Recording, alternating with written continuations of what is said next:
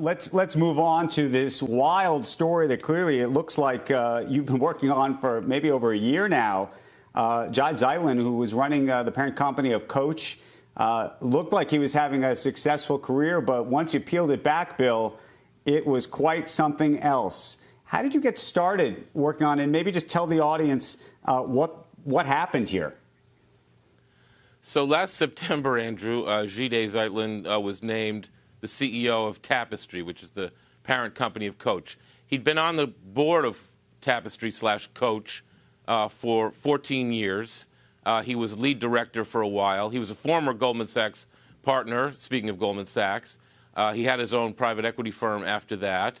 And I thought, wow, I wrote the book on Goldman Sachs. I'd sort of heard of Jai Zeitlin over the years. And this is so interesting that Jai is becoming the CEO of a fashion company without really any fashion knowledge, as opposed to going into government or, starting a hedge fund or doing what the rest of the typical former Goldman Sachs partners do. So I thought, I'll just write a feature about him. How interesting. And so I went and I interviewed him over at Hudson Yards in November and then again in December.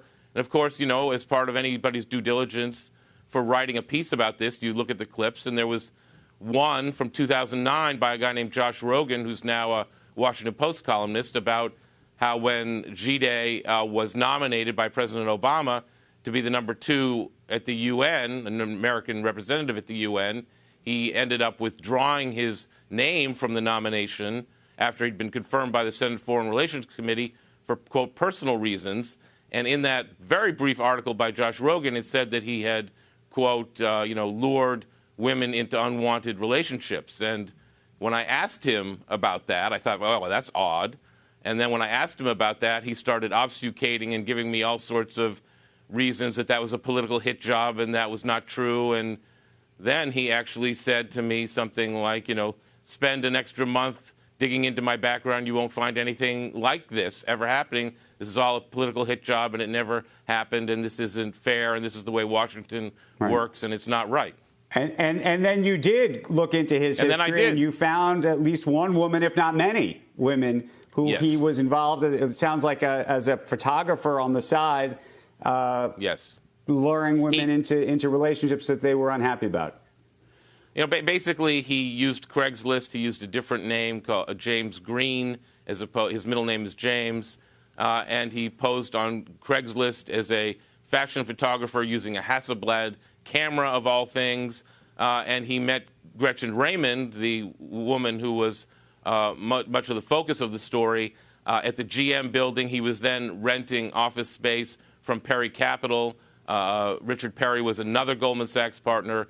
He was renting that office space, and there are all these emails between them about what they were doing and how that was all going to work. Very unfortunate. Bill, let me ask you a question about the here and now, which is, given what you discovered and what you say was so easily discoverable, right?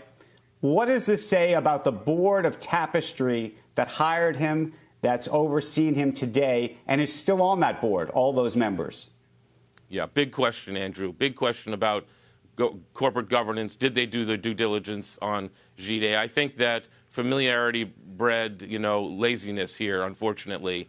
They knew him. He had been the chairman of the board. He'd been on the board for 14 years. They needed a new CEO last September, and they went with it. I don't think they did their basic due diligence, and I think that's a flaw.